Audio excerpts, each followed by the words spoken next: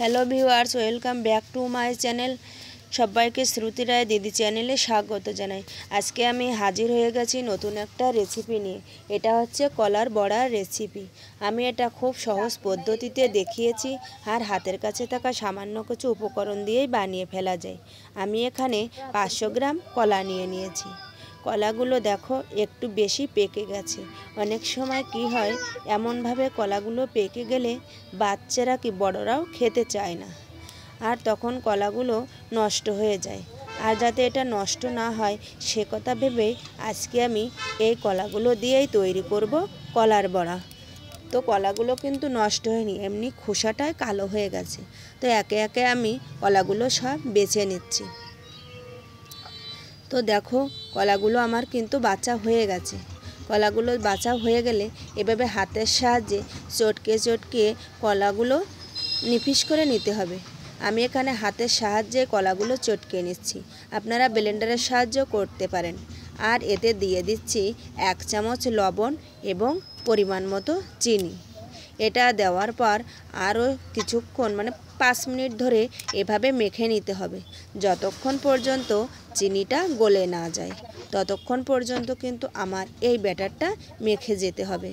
তো বন্ধুরা, ভিডিওটা যদি ভালো লাগে অবশ্যই লাইক, কমেন্ট এবং সাবস্ক্রাইব করে বেল আইকনটি অন করে দেবেন। তো দেখো আমার কিন্তু মাখা প্রায় হয়ে গেছে। আমি এখানে 5 মিনিট ধরেই এভাবে মেখে নিয়েছি। এবার এর ভিতরে দিয়ে দিচ্ছি পরিমাণ মতো আটা। আমি এখানে আটাটা ইউজ করেছি, তোমরা চাইলে ময়দাটাও দিতে পারো।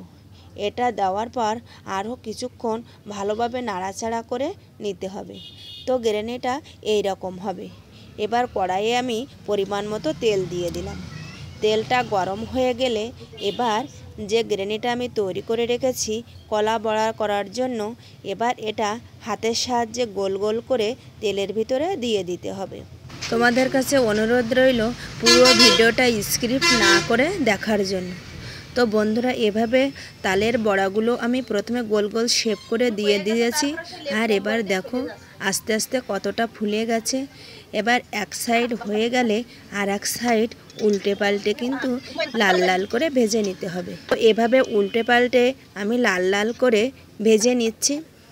আমার প্রায় ভাজা হয়ে গেছে। এবার আমি এক এক করে ভাজাগুলো উঠিয়ে নেব। তো এবার আমি ভাজাগুলো উঠিয়ে নিচ্ছি।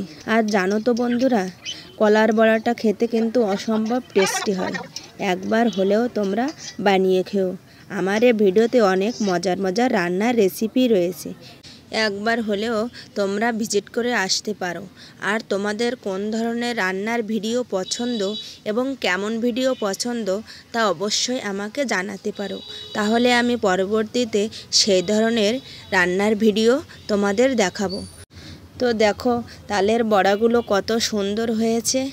তো আজকের মতো এ পর্যন্তই, দেখা হচ্ছে পরের ভিডিওতে। ধন্যবাদ।